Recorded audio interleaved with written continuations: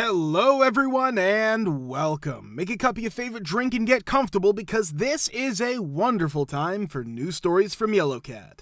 Send your own stories in the comments below and maybe they'll be in our new video. Subscribe to the channel if you're not subscribed yet. Let's get started. Redditors who walked off the job without notice, what straw broke the camel's back, part 2.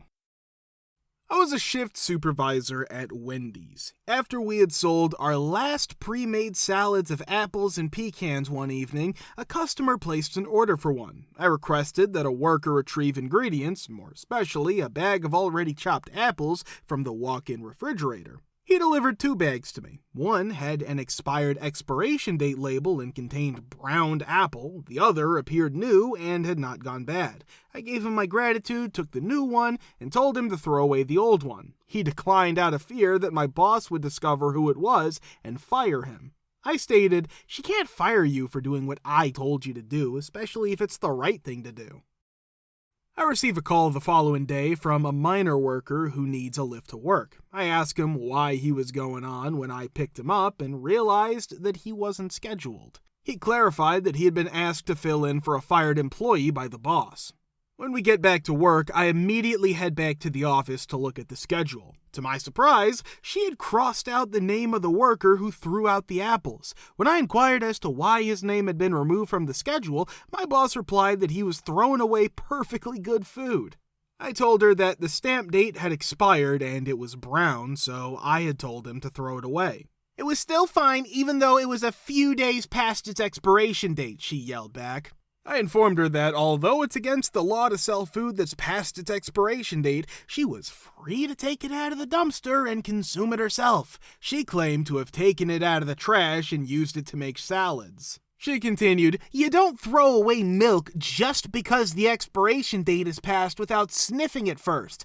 I yelled back, pointing out that the apples were really brown and that I would never, ever throw out spoiled milk without first giving it a sniff because I don't want to contaminate my appetite while I'm feeding myself. She then threatened to fire me, and I yelled that she should because I told the employee to throw away the food that had gone bad, and I would do it again. I told her I was leaving after she acknowledged it was a hollow promise because she couldn't afford to fire me. "Right now?" she inquired. I replied, "No, I'm giving my 2 weeks notice, but I start my 2-week vacation tomorrow, so tonight is my last shift." Later that evening, I boasted about having quit in solidarity with the fired worker and apologized over the phone for having caused his termination. I had to work an additional week after my 2 weeks of vacation ended in order to receive payment for my time off because I needed to work an additional week in order to be eligible for a full year's worth of benefits.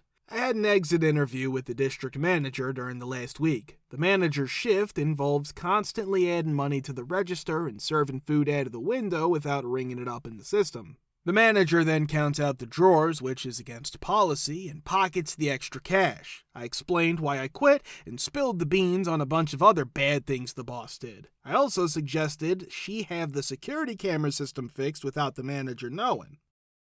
A couple of corporate tech guys came in during my next shift to fix the security camera DVR, but they left as soon as they opened the closet and discovered we had a VHS system. It couldn't just be fixed, it had to be changed. They were also perplexed as to why, given how new our store was, we had a VHS system. I informed them that there was a rumor that the manager had replaced it with a system from her home in order to get away with it. In any case, the district manager requested that I work for a month at a store closer to my home because all of the managers at the other store needed to take vacation time, but there weren't enough of them. I told the general manager at the other Wendy's when I started working there why I had quit and been transferred, and that if he disregarded my judgment on food safety, I would leave without warning. He concurred. It was either because they had enough managers to take vacation or because they weren't taking any vacations at all that I didn't work a single shift during my nearly month-long tenure there. Then, one day, a worker took a bag of frozen chicken from a freezer and, not realizing it was already open, spilled the entire contents on the ground in front of the general manager and me. The staff member gave us both a quick glance, shrugged, and inquired, 5-second rule? To which I answered, no. If contamination from vilification can be cooked off, then the 5-second rule applies. However, the toxic chemicals we use to clean the floors are not biodegradable. You will poison your customers if you serve them that chicken. The general manager said, he's right, but that's a whole lot of money, as the employee turned to face him for confirmation. Gathered up and presented. Good luck with the food poisoning lawsuits, I exclaimed as I left, sufficiently loud for buyers to hear. An assistant manager was promoted to office manager at a PT clinic that I worked at part-time. The OM wanted to make a big deal out of it, so they deleted everyone from their regular schedules and then sprayed everyone across the new schedules. They didn't care that some employees or part-time students or had practicums, had custody of their kids, worked other jobs, or had a schedule they liked for a long time. OM did this by himself without telling anyone. No one was told that their plans had changed, and no one had any reason to think that their plans would change. For almost 3 years, I worked the same hours on Friday, Saturday, and Sunday. It was because I worked Monday through Thursday at a company that set up and fixed commercial fire alarm and suppression systems. It was Monday morning and I had just started job number 1 when OM called me and asked if I was going to come to work that day. I told her no way, I was at job number 1 and she knows that I work there Monday through Thursday. OM ends the call. After an hour, I get another call that I can't answer because I'm on a tech support call and have about 10 extra tasks that I need to finish by the due date. During lunch, I check my phone and call back. Then I was told that I had to come in on Tuesday or get in trouble for missing 2 days of work without a good reason. I told OM that since I'd be at job number 1 for the next 3 days, she might as well mark me as absent. When it came to staffing, she was to blame. This woman acted like she had never worked with people who had things to do outside of work. Even though we talked, I get a few texts with mass threats over the next day or so. When Friday comes around, I go to job number 2.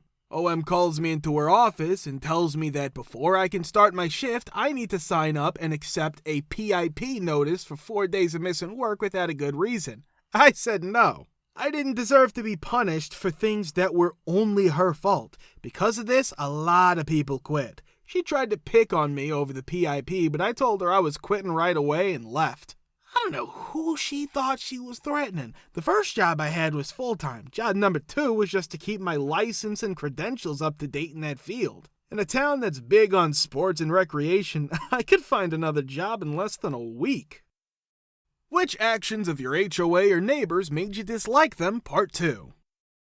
Okay, I get it. On our street, these people made their home. Their house was right next to this unpaved dirt road connecting 2 streets. They attempted to block off the street in a number of ways because, for whatever reason, they believed that this public road, which was unmarked but nonetheless public, was their driveway. Now, keep in mind that the street's primary function is to provide access to the road for law enforcement, emergency medical personnel, and firefighters in the event that a tree falls in the street or something else.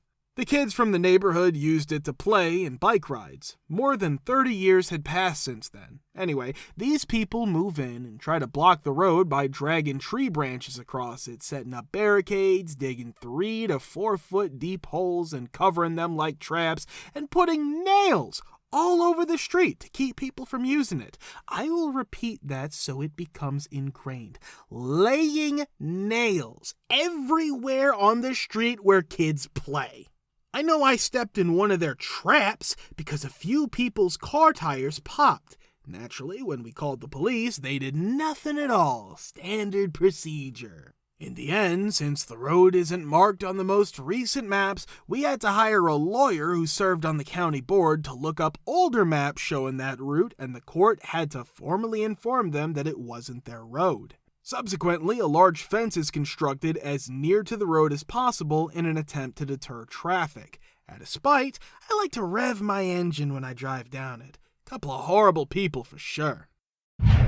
Bought a new house, and the next day the neighbor came over with a very long list that he wanted me to sign and do changes to my newly purchased property, claiming that I had to move my backyard deck several feet because he was to build a fence on the line and claimed the deck was on his property. Looking at it, it was clear that the property line he claimed was way off, but he showed me the line marker and kept on insisting. I called the broker and told him the situation. Next day, she and some guys from City Hall came with measuring tapes and quickly discovered that the guy next door had moved the marker a ridiculous full 7 feet in on my property. They confronted him and he confessed moving the marker. After they had put the marker back to its right position, he just lifted his arms and said, "Well, can't blame a man for trying."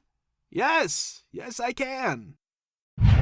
Bought a house 2.5 years ago. The neighbors built a road right through the middle of it soon after we bought it, even though we hadn't moved in yet. They said they had the right of way.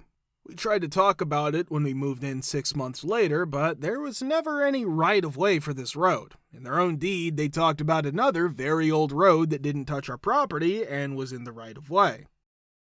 They wouldn't talk to us, sued us, and did everything else they could to show that the road they built was a right of way. They were able to hire lawyers because they had a lot more money than we did. They have been to court 3 times over this crap and still wouldn't give it up. They drive a loud diesel car, trucks, 4-wheelers, tractors, trailers, skidders, and anything else you could think of at all hours of the day and night. This road is only 8 feet from my room.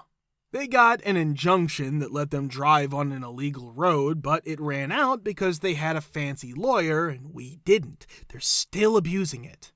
After a snowstorm, his wife goes outside to ask him to stop plowing. He slams his plow truck into an icy snowbank so hard that it breaks. This scares her and the kids. A big steel truck plow, yes, broken it. I called the police and told them about it. The road is blocked because enough is enough. They call the police and scream so loudly that the police had to come out, even though they normally wouldn't because it's a civil matter. I explain and the police officer leaves, gets served with more court papers within 2 days. We give in and tell them they can build a new road in a different part of our land as long as they follow some rules. The judge and their lawyer both agree with the plan. Nope, do not sign the contract because they were not in court that day. However, they still don't have the right to use it, and they no longer do. Our agreement that we signed, that they didn't, runs out next month. They spent this week building a new road, or actually just upgrading the original right-of-way to their property, the one we pointed out that doesn't even touch our property. Well, I was like 9 to 10 years old when all of this happened, and I knew my parents hated my next-door neighbor, but never knew why until recently, 16 now.